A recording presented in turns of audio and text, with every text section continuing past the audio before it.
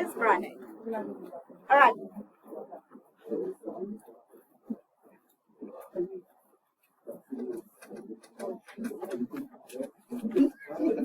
Okay, so first of all, on the board, under pre-AP Algebra 2, everybody take a look. I'm clarifying because first period was having a hard time understanding my words. So, the quiz on Tuesday, it is the green sheet that we worked on at the beginning of yesterday and the Delta map that was assigned that went with the pink notes. Those are the two things we will be quizzing on Tuesday. On Tuesday also is the requiz from the first one. You got to be done. All right. Wednesday, we're upstairs in room, whatever that is, 328. Friday, we'll test. And Friday, the test is the first quiz, the second quiz, and the notes I'm giving today. Okay? All right. Let's go. So first of all, y'all, this is a review of it's a review of transformation. And I am not taking a ton of time on it because I finished it already on the green sheet with the square root. And so if you're having a hard time, it's because you haven't done the homework, and so you're going to have to listen and pick up as we go. So first of all, we talked about quadratics, and then we talked about square roots because they're inverses of each other. Now we're going to talk about a cubic and the cube root, because they are inverses of each other. And so the cubic, we would start at 0, 0. If I put 1 in for x to the third, I would get 1. If I put 2 in for x to the third, I would get 8. If I put negative 1 in, I would get negative 1. Negative 1 times negative 1 times negative 1 is negative 1. Where have you been? You feel better? Okay. So when I'm done, let's get the negative one, okay? Negative 2 to the third is going to give me negative 8. So the cube root of x is the inverse of x to the third. So to get the values for the cube root, if they're inverses, what do I do with this table right here? I just flip them. So I'm going to do negative 8, negative 2, negative 1, negative 1, 0, 0, 1, 1, and 2, 8. So given that, my friends, given that, what? Oh yeah, it would be 8, 2. Oh my gosh, this is not boding well. Okay, so, thank you, whoever said that, thank you. So a couple things are true with the cubic and the cube root. So first of all, we switched. If I look at these, if I look at the two graphs, y'all, what is different about this graph than any of them we've done so far? One is horizontal, one is vertical. What else does this not have? We had a vertex for the parabola. We had a vertex for the square root. Do I have a vertex for either one of these? I do have something at the origin though, right? I have this point at the origin. And the point that we have there is the point of rotational symmetry.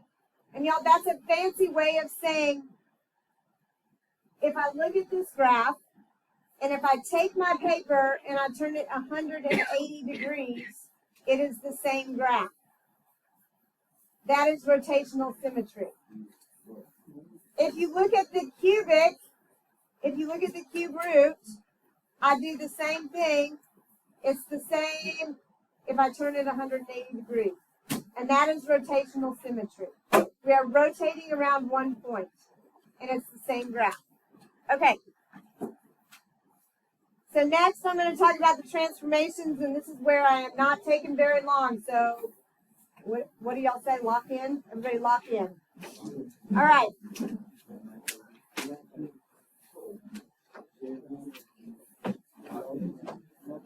Okay. So, our transformational equation has not changed. There's an A, a B, a C, and a D. There's two of them. Oh, yeah. Okay. I'm going to start with the x to the third. So it's this one. All right. So to move left and right, the h and the k are going to move us left and right. The h is moving us left and right. The k is going to move us up and down. So it says write the equation for each of the transformations. Also, our a is going to equal y over x to the third. Because that's what our parent function is this time. So this is a x to the third. And so right here is my rotational point. And my rotational point is 2, 0. So that is my h and my k. And next I need to look at my a. So my h is 2, my k is 0. And my a, I'm going to count up 1, 2, 3, 4, and over 1. So I have 4 over 1 to the third, and that's going to give me 4. So when I write this, I'm going to have 4 times x minus 2 cubed.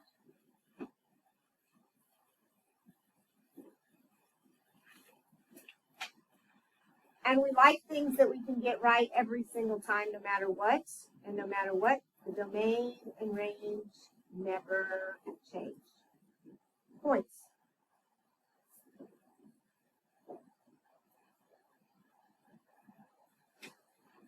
So on my next one, I want h, k, and a. So my h is 0, my k is 3, and my a is 1. So I'm going to get x cubed plus 3.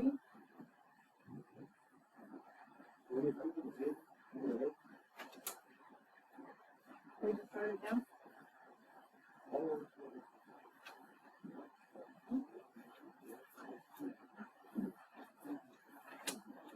And y'all, we've always called the a, it's like our slope, right? Change in y over change in x.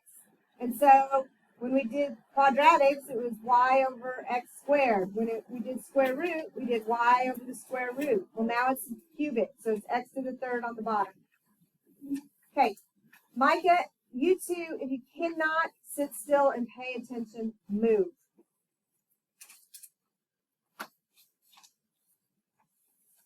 Are you guys okay, or do you need to move?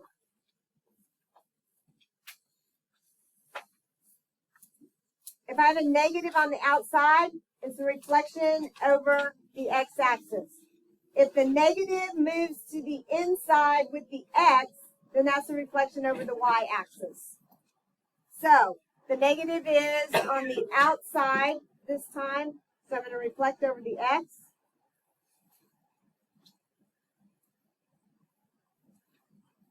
And I'm going to move to which way, left or right?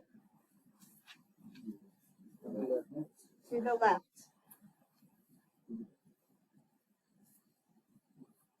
Okay, so listen carefully, because these graphs are crappy, and it's hard. It's hard for me to see. So I'm going to use the points right here that we just wrote down, right off of this table. I'm going to use these points, okay? So the first point I'm going to start with is the 0, 0. So it says reflect over the x-axis. Well, it's on the x-axis, so can I reflect over it? No. But can I move 2 to the left?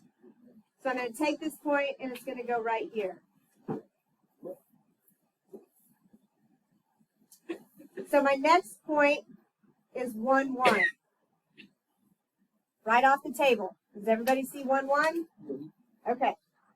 So can I reflect that over the x-axis? Yes. So I'm going to take this point and move it down to 1, negative 1. And then which way do I move? 2 to the left. So I'm right here.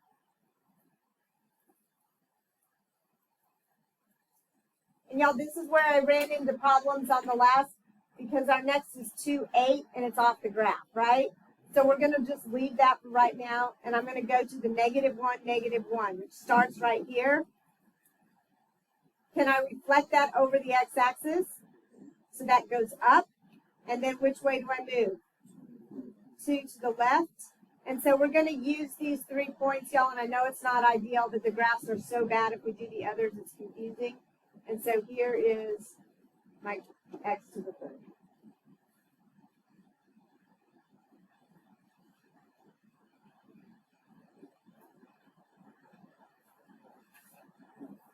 So here's what I want you to look at. This is my parent function. It's up on the right-hand side. Does everybody see that? Yes. I reflected over the x-axis. Now, which way did this go?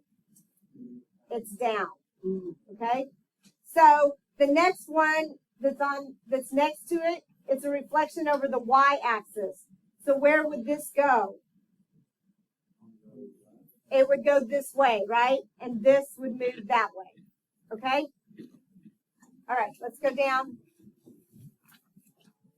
and look at example 3.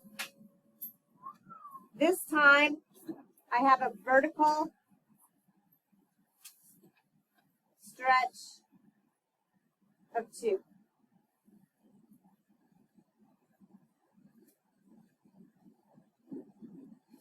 And the one right next to it with the 1/2, that's just a vertical compression of a 1/2.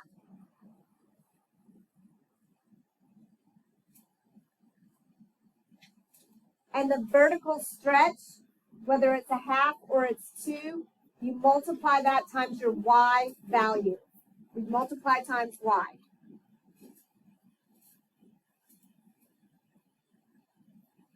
So on the table, what is the y value for -2?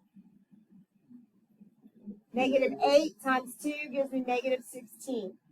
-1 is -1 times 2 gives me -2, 0, 2, and then 16. So I just multiplied the y values times 2. If I was doing this one, what would I multiply the y values by? By a 1/2. So is the 2, -2, -16, and the 2 and 16, those are way off the graph, right? And so this is how I got in trouble this morning. We won't be doing that. So we're going to graph 0, 0. I'm going to graph -1, -2. And I'm going to graph 1 and +2. And so this is what it's going to look like.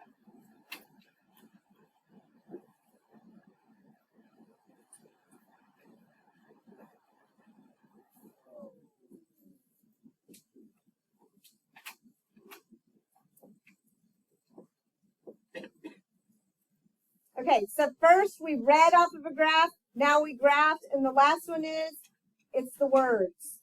So, our parent function is x to the 3rd. And so, when I say if it's in the parent function, it's going to be in the parentheses with the x. If it's outside the parent function, it's not in the parentheses. So the first one here says, what does the 2 mean? What kind of stretch? Is it vertical or horizontal? So it's a vertical stretch. Very good. Of 2.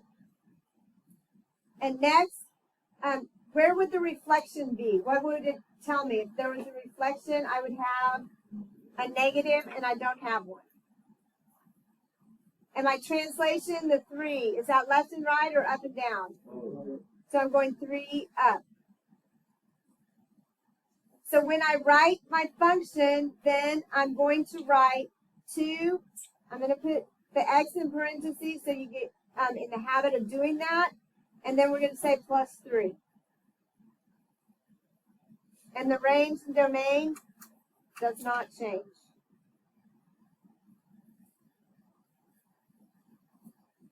Okay, you guys do B. What is it? It is a reflection over the x-axis. Nope, you're right. Very good. So when I write the equation,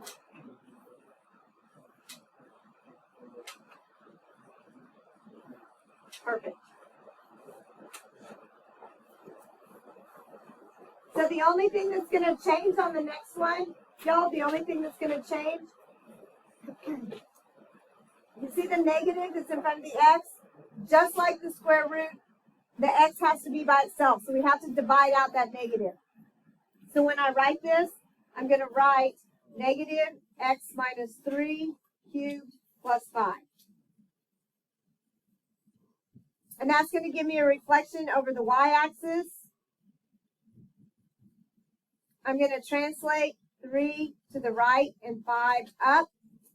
And I don't have a scale change.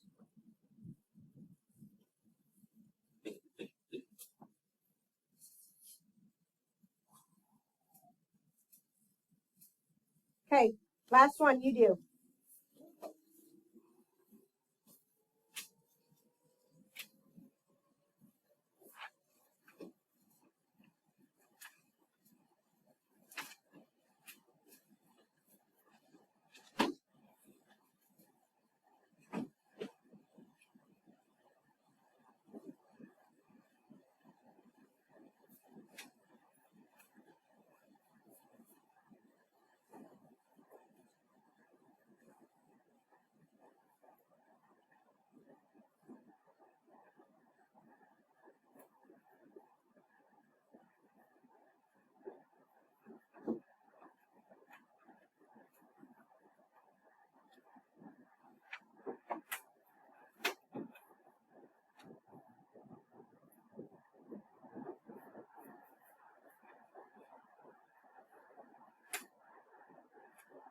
Okay, so double check and take a look at what you've written so far. First of all, see if you match me on the equation. I factored out a 3 because it was with the x. So you had to divide both. You had to divide out the 3, so you get x minus 2 here, which means I'm going to move 2 to the right and 8, down, not up.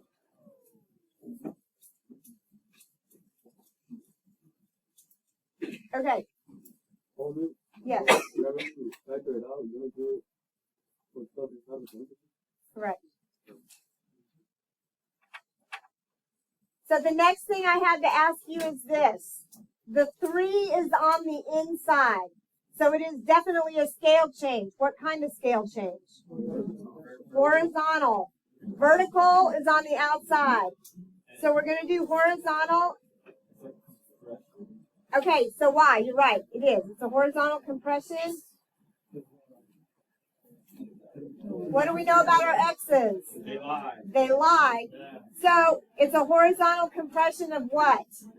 1/3. Very good. All right, other paper.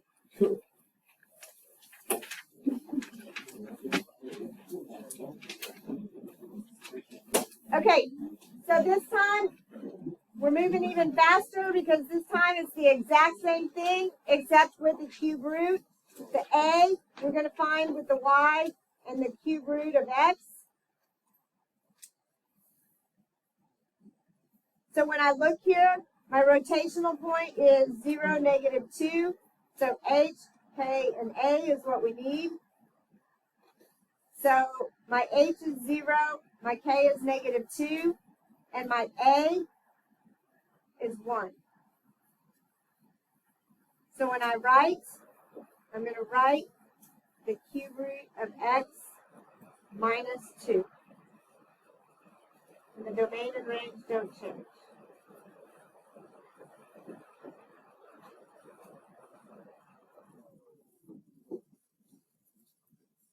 I'm not going to do B because the only difference is it shifted left instead of up and down.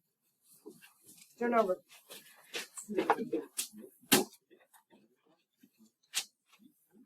Okay. So now, y'all, now we're using this table. I'm going to use this table now. Okay, so first of all, what does this negative tell me? Reflect over the x. And the -2 is moving 2 which way? Right. So my first point is 0, 0. Can I reflect that over the x-axis? Nope. Can I move it 2 to the right? All right. My next point is 1, 1. So can I reflect it over the x-axis? Yes. So down it goes. And then I move 2 this way. My other point is -1, -1. Can I reflect that over the x-axis? Yes. So I'm going to reflect and then move 2 to the right. And so I end up with this.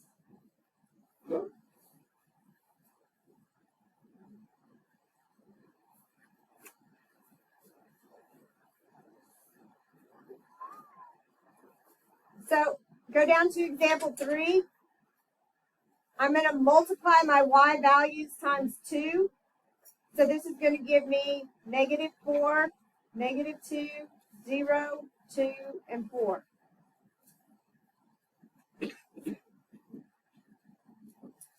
I'm only going to graph the ones that fit on the graph, y'all, because it gets very confusing again. So I'm going to do 0, 0, -1, -2, and 1, 2.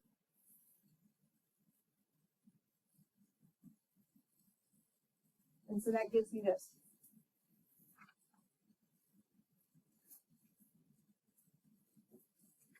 What's the only thing that would change if I did the half? I would just multiply by a half. Okay, let's go to the words. This time, our parent function is the cube root of x. So when I write this, I'm going to have 1/2. The parentheses, you see this parentheses? It has to be inside the cube root. So I'm going to have the cube root of x minus 4. Do I have a reflection? Do I have a translation? 4 which way? Very good. And my scale change? Is that vertical or horizontal? Vertical because it's outside of the square, the cube root. And so it's going to be a vertical compression of a half. And the domain and range do not change.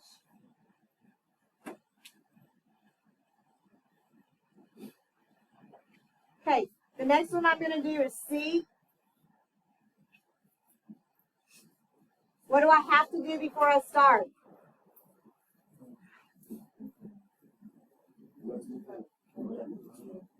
Factor of the 2. So do that.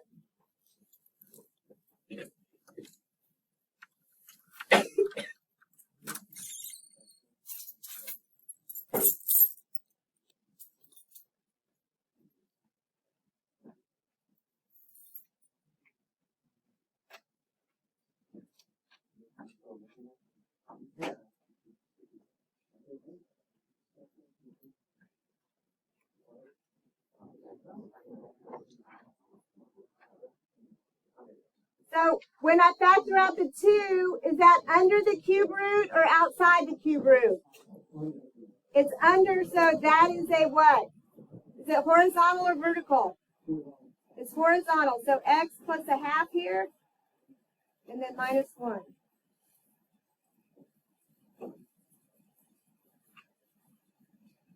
Do I have a reflection? Where's the reflection? There is no reflections. Is there a translation?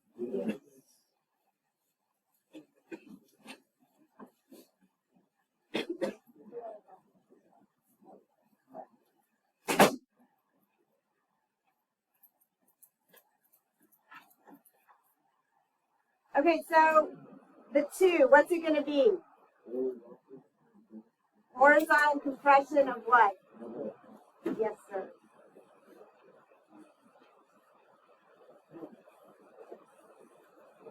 Now, the translations, which way am I translating? 1/2 to the left and